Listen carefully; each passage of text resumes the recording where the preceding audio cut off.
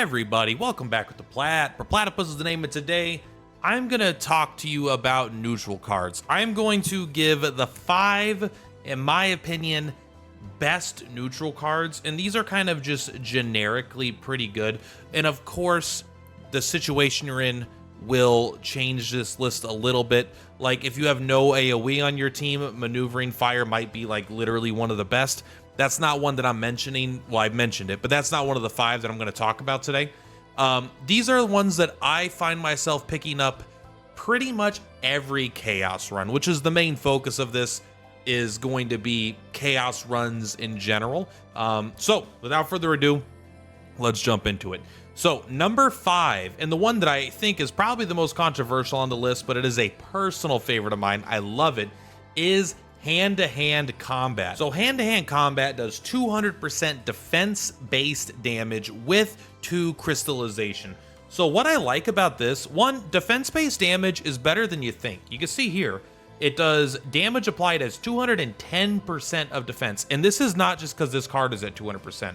It actually does 200% as like a baseline. So like if you have a card that does, let's look at last year, for example, 102% defense pays damage, it's still 210% of your defense. So it actually is doing a basically 400% of your defense, right? On top of that, it also has a the crystallization, and it does 30% of attack. So this card does do kind of a deceptively high amount of damage for 1 energy, which is nice. But what I love about this is because it's an exhaust card, a lot of the neutral exhaust cards, there's a lot of them, but they have a pretty good upgrade path. It's very easy to get this with like a permanent morale for the whole fight, a permanent fortitude, a permanent whatever, you know, like all these like really good status effects are just like permanently on your party for the rest of the fight when you use this. But honestly, I'm just a big fan of crystallization. Each stack gives you 20% fixed shield, and so once you use this, you're getting a 40% fixed shield at the end of every turn. Now this isn't insane for every character, but I'm telling you, it can really help when you're trying to completely mitigate damage. Sometimes you'll get to a point where you could shield really, really high, but there's still a little bit of damage getting through. And as long as they get that little bit of damage through, you're going to take some of the stress damage. So the crystallize not only just helps you from getting chipped down over a long period of time, like it's kind of like a 40, whatever, 50 shield every single turn. So it's like healing you a little bit every turn. It also just does some pretty good damage. And it's just really good for like, it's a good combo card. This is one that I pick up pretty much all the time. It's good on pretty much every character that can use it. It's actually one of my favorites on Owen because I tend to do Owen a little more defensive based in general, but it's a good card. Don't get me wrong, there are a lot of good attacks, but this is one I want to highlight as a personal favorite of mine. Now, as we move forward, we're going to get into the more probably objectively, you're going to take these all the time. And let's start with strategic starting point. 1 cost, exhaust 2 ego points. Again, it's very easy because this card can get an epiphany to get like these upgrades, right? The upgrade, and it might even only be for like, I think sometimes it'll be like +1 for a turn, but I think this one might be permanent. I would have to remember exactly, but the point is, it doesn't matter. 2 ego points it's just that you are able to, in a chaos run, basically spam your really powerful 5 cost, 6 cost AoE. Calipe loves this card because she has one of the best ego skills in the game, even though it's expensive. And you get to use all of your ego skills, not all of them, but you get to use like your most expensive ego skill basically every fight if you have 1 of these. And if you have 2 of these, you get to start using like 2 ego skills every single normal encounter, which is incredible for sustain and getting through the fights fast and efficiently without taking damage. And then also when you get to like a boss or whatever, and you're normally at 7, you can, go down and use like 5 points, use one of these, go up, you're going to be able to use another one, and then you might be able to use like your 3 most powerful ego skills in like a boss fight. And this is a card that I think is good in multiples, but I would be careful. Beyond, like, 1 is great, always. 2, I sometimes will not take because it is a card that I don't always want to use if I have too many of them. And I'm probably not taking 3 in most situations, other than the fact that like I might, because it's just kind of like a meme, like let's go another one. But once you get to that point, like, do you really need them that much? Probably not. It would still allow you to use your ego skills very easily, but once you use an ego skill, you can't reuse it. So you might actually run into the issue of having more ego points than you could use per fight when you get up to 3 of these, which is a pretty good problem to have. So strategic starting point is very good. Quick aside here, you're going to see a lot of these with question marks on them.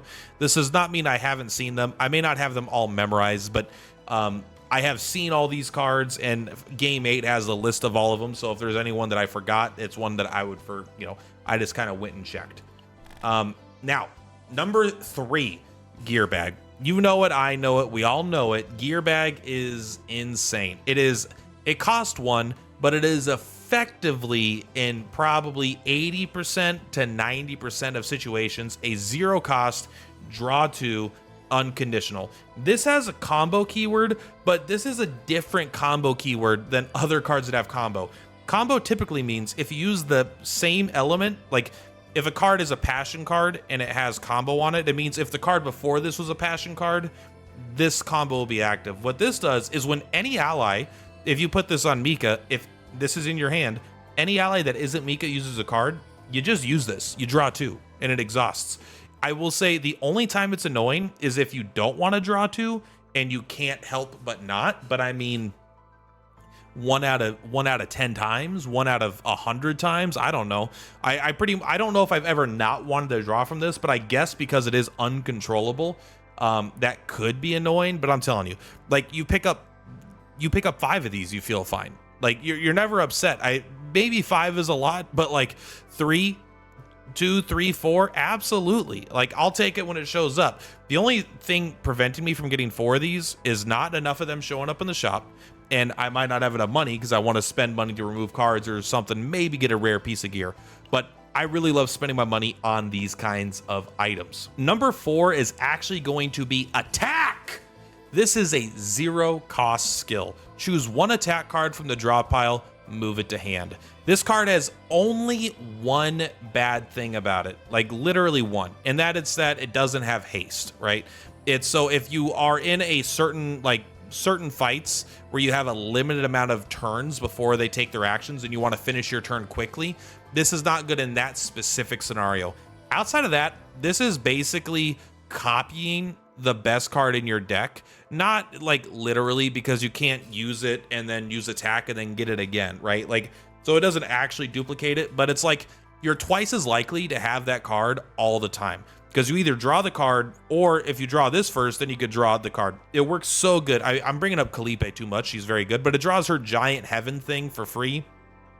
If you really, really need an AoE attack, just go grab it, man. It's in the deck. Yes, if it's in discard, you can't get it, so it's not a perfect card, but I mean, this card has just been so killer. You need AoE, you need single target, you want, even if you need defense, like this could still tutor up a Gale Strike, or if there's any card like Kalipe, again, her big thing will do attack and shielding, you could use this because it's an attack card that just happens to also shield. So this card is almost like a Joker card from Cassius, but anyone can use it that's in these categories up here, and it's 0 instead of 1. Yes, it's limited to an attack card and it has to be in the draw pile, but like, it is so powerful and I feel like just universally good. So before we go to my literal favorite one, I want to give a quick couple of honorable mentions, cards that I actually do take a lot and I love. Sadism is very good, especially you can get that equipment that makes it auto cast, vulnerable to all enemies, a random 1 cost card, cost -1 for a turn, extra good with like Mei Lin, because like, right, it does the vulnerable, sometimes this comes out for free, and then it'll make one of her 1 cost cards 0 cost turns. It's also really good with Haru, because one of Haru's issues is sometimes she really wants Haru really wants 4 energy in a turn. That's like her ideal turn, because you have the 2 cost anchor, then you have the 1 cost make your attacks more powerful, then you have the lift anchor, which adds a cost. So it makes you spend an energy to go down to 2, and then you make the anchor 3. So you really want to go up to 4 energy. And if this can reduce the cost of an anchor, you could do like her full really, really big hit thing very, very easily. And again, this card is sometimes just free and it will be free if you get the equipment that does that. So Sadism is definitely an honorable mention, one that I really, really love. I also would feel ashamed if I didn't mention Iron Wall. I don't think Iron Wall is broken, but I think it is very good, and it upgrades. Its epiphanies are, I haven't seen a bad epiphany on this card like ever. The only thing about this card that I don't love is that sometimes it could be annoying to have, if you have certain decks or certain combinations, it could be annoying to just have too many Outbreak of War cards in your hand that don't immediately do something powerful. This one is kind of good because it always reduces the damage you take, but sometimes you, like, if you have like Mei Lin and you want to cast her thing, then you have like a different character where, I don't know, maybe it's Beryl, you want to cast her upgrade, then you have this and you want to cast this upgrade. You've just spent your whole first turn casting upgrades, not actually getting closer to defeating the enemy. They might be attacking you, they might start scaling. It's like something that you have to consider, but if your deck doesn't have a ton of upgrades in it, this is absolutely one that's worthy of that spot because it's just gonna save you so much damage. And again, it's not that hard to actually get morale on it as well. And finally, for the last honorable mention that I do want to bring up here, it might seem boring, all right? It might seem like lame, but Relentless Endurance, I can't, it's hard. This is why Beryl is so good. Not because this card, but just retain is a very powerful keyword.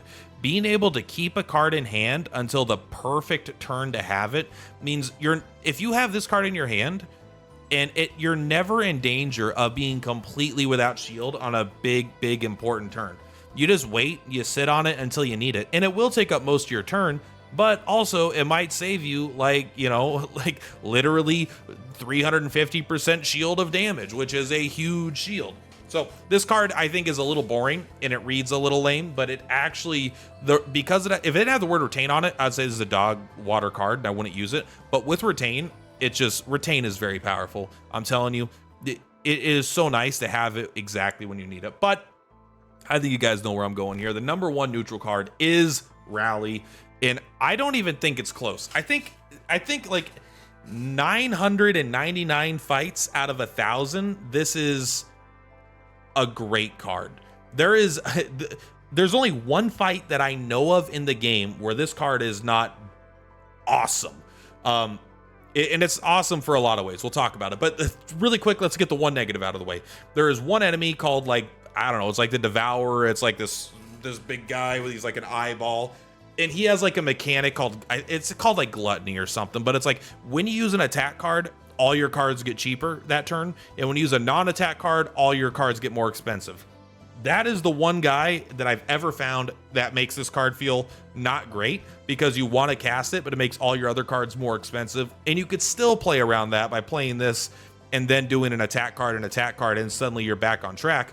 But it is that's the one fight that could be annoying. Outside of that, this is the definition of a free card with upside. A free card with upside is huge. This card does not make your deck bigger at all. It is a free card to use. It is 0 cost. It has haste. It draws 1. Already, if a card is 0 with haste and draws 1, it replaces itself. It doesn't increase their turn counter of the enemy. It doesn't eat any of your energy, and it replaces itself. This would be basically a card that I think would be good if it stopped right here. It would be good because it's a free card, meaning you could get rid of more cards in your deck, and you would still have like this minimum amount threshold that you could have, right? Like if you need 6 cards, this could be one of your 6, and you basically have 5, right? So I think it would be good there. But +3 action count to all enemies, I really think that you don't want to underestimate how powerful this is.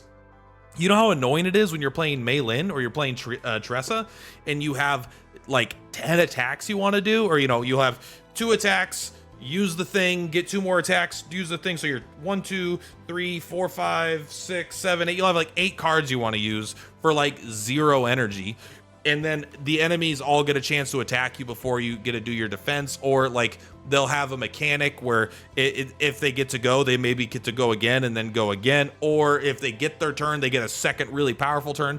There's all kinds of enemies that you want to get in your damage and do your stuff before their turn timer ticks down. There are enemies where it genuinely doesn't matter. And on enemies where it genuinely doesn't matter, it's a 0 cost haste draw 1. It does nothing. You just whoop, done. You replace it, and it still increases their action count by 3. So this card's actually more than a free card. It's like a free card that also does the action count. So increasing action count is a very powerful thing. It's not always insane, but when you see this card in your hand, you just play it. Every time you just play it. It could be very good for triggering combo if you have like a specific unit that cares about combo. I don't know if you do in these 2 specific colors, I'll admit. Or if you have, like, this is great, you know, you have Hugo, right? This counts as a skill if you're using it on someone that's not Hugo. It's a free card, gives him a stack, you add to the account of all the enemies. So if you have anything that cares about you using skills, you have anything that cares about you drawing cards, you have anything that cares about slowing the enemy down, this card is just like the perfect card all the time, always. I'll pick up 4 of these, 5 of these. I would have 7 of these in my deck and I wouldn't even care. The fact that I just playing 7 of them a turn, every single turn, I wouldn't even care. I'd be happy with that. I'm like, it feels cool to play cards. So don't feel like this card is actually just spinning your wheels without accomplishing anything. This card only costs 35 credits, I believe, on the store. Like, literally, I think it's 35 when it's not on sale. I pick it up every time. And when you get the epiphany on it, the epiphanies are not broken, but they're good. It'll be like, I think it's either 1 or 2 morale for 1 turn. But that's fine because it's free. You just have morale for that turn. And it's not that hard to capitalize on a little bit of it, at least. So that may not always come up, but I'm telling you, just buy this card, use this card. But yeah, those are the 5, I think, best neutral cards in the game. I could go over ones that I don't like as much and why I don't like them. But again, a lot of these cards do have good situational purposes. Like Fortitude is good. I mean, I can go over a lot of these cards, and in certain situations, you are going to really, really want them.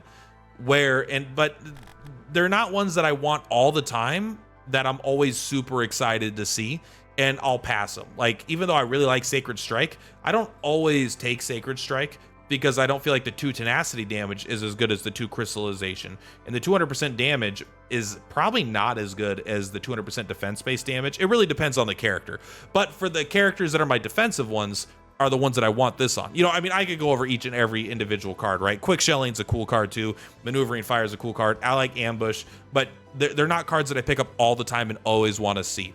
But honestly, neutral cards are powerful in this game in general. So I'd recommend actually going to the shop and taking a look and considering them. But remember those 5. Those are ones you're going to want to pick up a lot. Anyway, guys, that's all for this one. Much love for platypuses per platypus. I will see you on the flip-flops. Bye! On the rise, watch the views go.